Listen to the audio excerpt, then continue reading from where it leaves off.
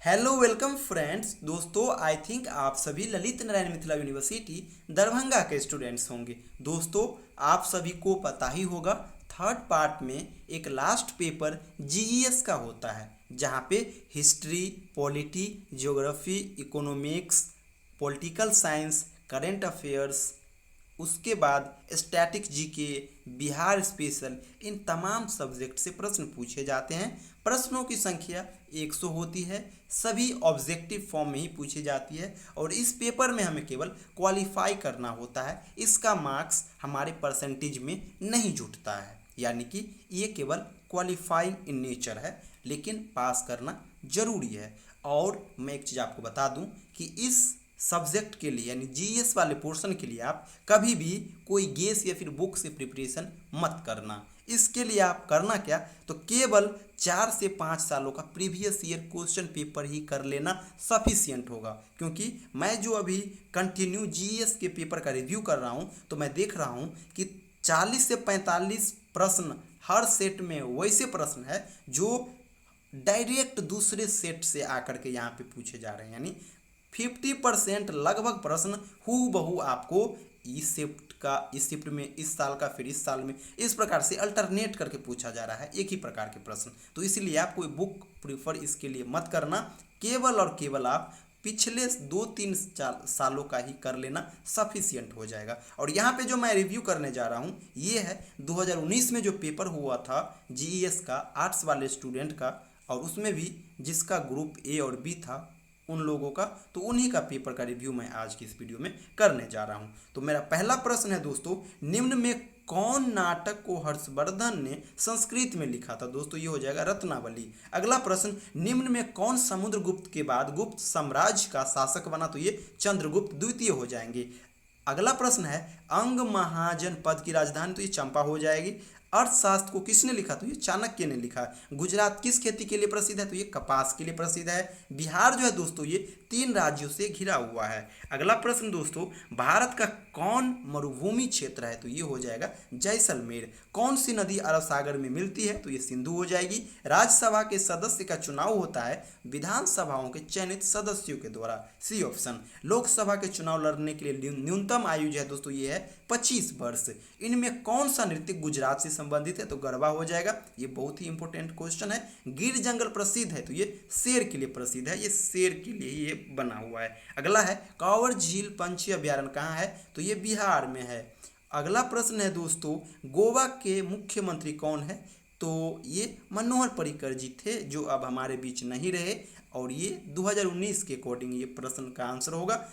आप फ्यूचर के अकॉर्डिंग ये बदलता रहेगा, ये चीज़ आप याद रखना। फ्यूचर में कभी आप मनोहर पर्रिकर के बारे में नहीं मारेंगे, क्योंकि मनोहर पर्रिकर जी 2019 के पेपर में आया हुआ था, तो उस समय वो थे मुख्यमंत्री। फिलहाल वो हमारे बीच रहे भी नहीं। अगला प्रश्न है, पटना का सबसे पुराना नाम क्या है? तो ये पाटलिपुत्र हो जाएगा दोस्तों। अगला प्रश्न है, काली मृदा उपयुक्त होती है कपास की खेती के लिए? पहली बार भारतीय विधानमंडल द्विसदनीय बना था? तो ये भारत सरकार अधिनियम 1919 के द्वारा बना हुआ था दोस्तों, 1999 के द्वारा। अगला प्रश्न है, सबसे बड़ा क्षेत्रफल वाला राज्य? तो ये राजस्थान हो जाएंगे। अटॉर्नी जनरल की नियुक्ति राष्ट्रपति करते हैं। लोकसभा का दूसरा नाम जो है दोस्तों ये कि दूसरे नाम से जो जाना जाता है ये है हाउस ऑफ पीपुल्स के रूप में। अगला प्रश्न दोस्तों, दीन इलाही किसने शुरू की? तो ये अकबर ने शुरू की। अगला प्रश्न, आर्य समाज के संस्थापक? तो ये स्वामी दयानंद सरस्वती जी हो जाएंगे। अगला प्रश्न, भारतीय राष्ट्रीय कांग्रेस की स्थापना किसने किया? तो ये ए.ओ. ह्यूम हो जाएंगे। अगर महिला के बारे में पूछा जाए तो एनी बेसेंट हो जाएगी, और अगर स्थापना वर्ष पूछा जाए तो 1885 हो जाएगी। अगला प्रश्न, चंपारण सत्याग्रह कब हुआ? तो दोस्तों ऑप्शन में है नहीं, लेकिन मैं आपको बता दूं 1917 में हुआ। और इसी प्रकार से आप चंपारण सत्याग्रह, खेरा सत्याग्रह, उसके बाद असहयोग आंदोलन, सविनय अवज्ञा आंदोलन, भारत छोड़ो आंदोलन, रॉलेट एक्ट, नमक कानून, उसके बाद चौरा चौरी कांड, ये जो प्रश्न है जालियांवाला बाग हत्याकांड, इन सभी का ईस्वी जरूर याद रखना, ये सब हाईलाइटेड है और सारे पूछे गए हैं। अगला प्रश्न है, भारत छोड़ो आंदोलन? तो ये 1942 में हुआ दोस्तों। सौर मंडल में सबसे बड़ा जो ग्रह है ये बृहस्पति हो जाएगा। चंद्रमा का जो उपग्रह है ये है पृथ्वी। सबसे बड़ा महादेश जो है दोस्तों ये है एशिया महादेश, और सबसे बड़ा जो महासागर है दोस्तों ये है प्रशांत महासागर। सर्वाधिक धान उत्पादन वाला देश जो है दोस्तों ये है चाइना, चीन।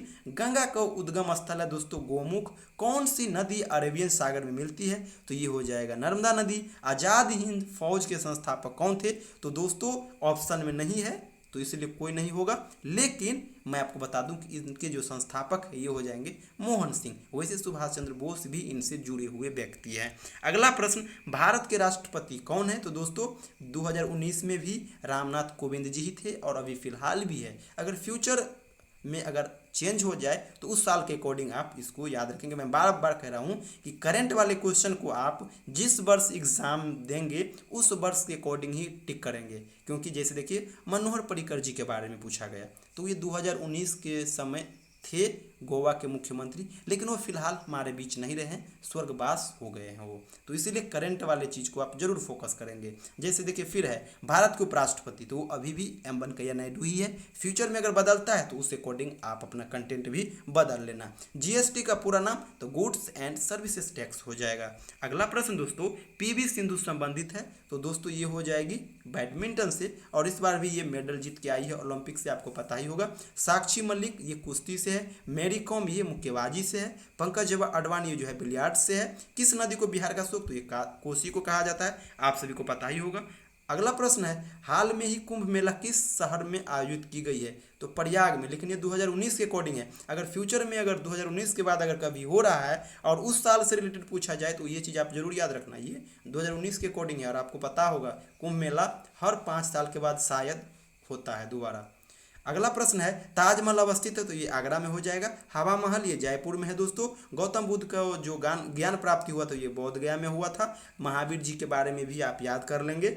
मृत प्राय प्रजाति क्या है? तो जो प्रजाति बिल्कुल विलुप्त हो गई है उसी को हम मृत प्राय प्रजाति कहते हैं। अगला प्रश्न है दोस्तों अशोक किस वंश का शासक था? तो ये मौर्य वंश का शासक था। प्राचीन नालंदा विश्वविद्यालय कहाँ है? तो ये नालंदा में है। पंचायती राज व्यवस्था में सभी स्तरों पर महिलाओं कि कितने प्रतिशत सीट आरक्षित है? तो ये 1/3 हो जाएगा। भारत में पंचायती राज व्यवस्था लाने का मुख्य उद्देश्य क्या था? तो सत्ता का विकेंद्रीकरण। तो ये दोस्तों ग्रुप सेक्शन ए का 50 प्रश्न है। अब चलते हैं सेक्शन बी के नेक्स्ट 50 प्रश्नों के ऊपर। वनों में पेड़ की कटाई कहलाती है दोस्तों ये वन उन्मूलन हो जाएगा। जल प्रदूषण का मुख्य स्रोत है दोस्तों नाले का पानी। कौन सा गैस ग्रीन हाउस प्रभाव के लिए जिम्मेदार है? कार्बन डाइऑक्साइड हो जाएगा। जंगल में पेड़ों को लगाना कहलाता है वनरोपण। ध्वनि के किस तीव्रता को ध्वनि प्रदूषण माना जाता है? तो 40 डेसिमल को माना जाता है दोस्तों। निम्नलिखित में कौन सा रोग जल प्रदूषण से नहीं होता है? तो दोस्तों ये हो जाएगा आपका मलेरिया। अगला प्रश्न पृथ्वी दिवस, तो ये 22 अप्रैल को मनाया जाता है। सबसे अधिक वन प्रतिशत वाला राज्य जो है दोस्तों ये मिजोरम है। बाघ परियोजना जो है दोस्तों 1973 में लागू किया था। एक चीज और याद रखेंगे, सबसे ज्यादा बाघ जो पाए जाते हैं ये एमपी में पाए जाते हैं। टोटल 11 गो इसका ये है ना, ये चीज याद रखिएगा।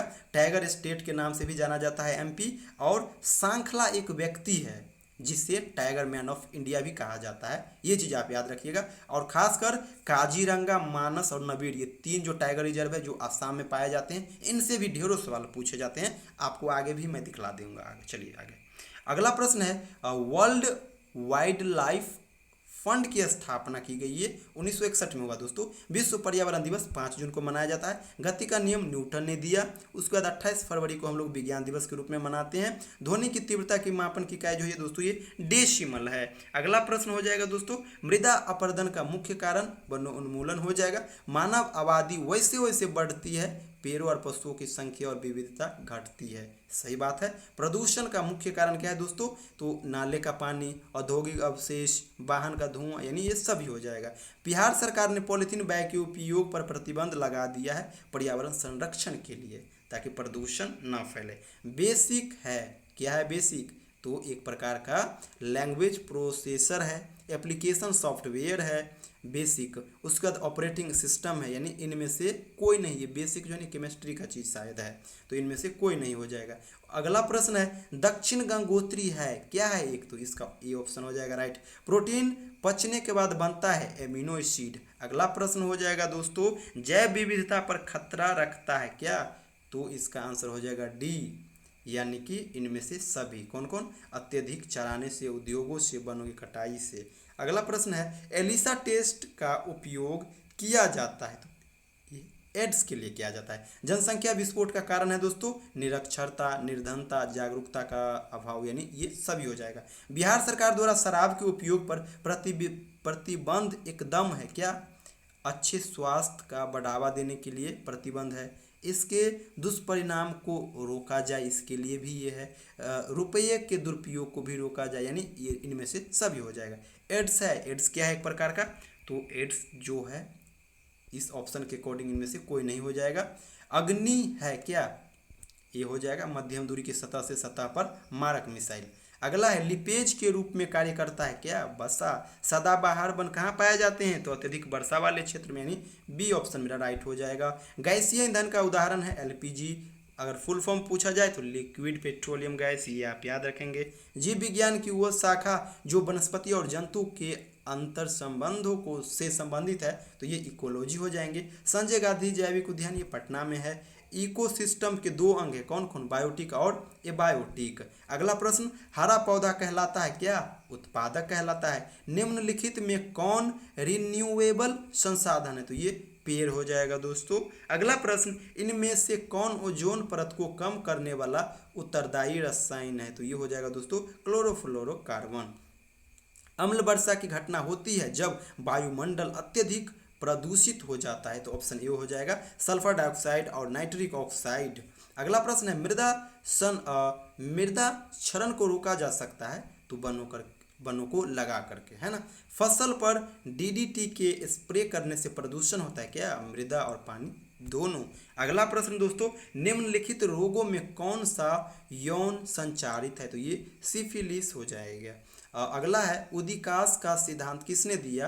तो जो दिया है ये इनमें से नहीं है, कोई नहीं, तो इसलिए कोई नहीं हो जाएगा। अनुवांशिकता का नियम, तो ये मेडल ने दिया, आपको पता होगा।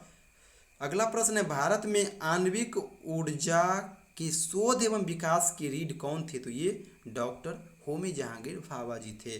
विटामिन बी की कमी से बेरी आप vitamin A, B, C, D और के, इस 5 को जरूर याद कर लेना, यहीं से प्रश्न आते हैं। कौन भारत के हरित क्रांति के जनक के रूप में जाना जाते हैं? तो ये एम.एस. स्वामीनाथन हो जाएंगे। हरी क्रांति, पीली क्रांति, उजली क्रांति, इन 4-5 को भी याद कर लेना आप लोग, फ्यूचर में बड़ा हेल्प करेगा, और ऐसे जीएस के पोर्शन में तो आता ही है। अगला प्रश्न, पीएच का उपयोग मापन करने में होता है? तो ये क्षारीयता मापने के लिए, अम्लता मापने के लिए, लवणीयता मापने के लिए, यानी इन सभी के माप के लिए किया जाता है। उपयुक्त में से सभी हो जाएगा। और आपको पता होगा कि 7 से कम होता है तो क्या होता है, 7 से अधिक होता है तो क्या होता है, और 7 रहता है तो क्या होता है, ये आपको पता होगा। क्लोरोफ्लोरोकार्बन करता है, क्या करता है? ओजोन लेयर का नाश करता है, उसको इफेक्ट पहुंचाता है। सरदार सरोवर बांध बना है, तो ये नर्मदा नदी पर बना है। और एक चीज़ और आपको बता दूं, स्टैच्यू ऑफ यूनिटी जो है, जो सरदार वल्लभ भाई पटेल का बना हुआ है, इसी नदी पे बना हुआ है। सर्वाधिक जनसंख्या वाला देश कौन है दोस्तों? तो ये चाइना हो जाएगा। उसके बाद ग्लोबल वार्मिंग का कारण क्या है? तो दोस्तों ग्लोबल वार्मिंग का जो कारण है ये है अम्लीय वर्षा, जंगल की कटाई, फॉसिल फ्यूल का जलना, यानी इनमें से सभी। दोस्तों ये था 2019 में जो आर्ट्स का ग्रुप ए और ग्रुप बी के लिए हुआ था एग्ज़ाम, इनका क्वेश्चन पेपर। ये ऑफिशियल क्वेश्चन पेपर है। आंसर की मैंने भी लगभग सही बताने की कोशिश किया हूँ। हो सकता है कहीं 1-2 मिस्टेक अगर हो तो आप लोग कमेंट्स में उसको सुधारने का कोशिश जरूर कर सकते हैं, क्योंकि ये हो सकता है, संभावना रहता है 100 प्रश्न में कहीं 1-2 हो सकता है। ये मैं नहीं कहूँगा कि 100% श्योर है, लेकिन मैक्सिमम सही है। 2-3 मुश्किल से गलत हो सकता है, वो भी नहीं हो सकता है। बस मैं इसे अपनी गलती मान के चलता हूँ कि 2-3 हो सकता है, तो अगर हो सके तो आप सुधारने का कोशिश जरूर करें। दोस्तों इसी प्रकार से अन्य वीडियो पाने के लिए आप हमारे इस चैनल संपूर्ण इंग्लिश को जरूर सब्सक्राइब कर लें। थैंक यू सो मच दोस्तों।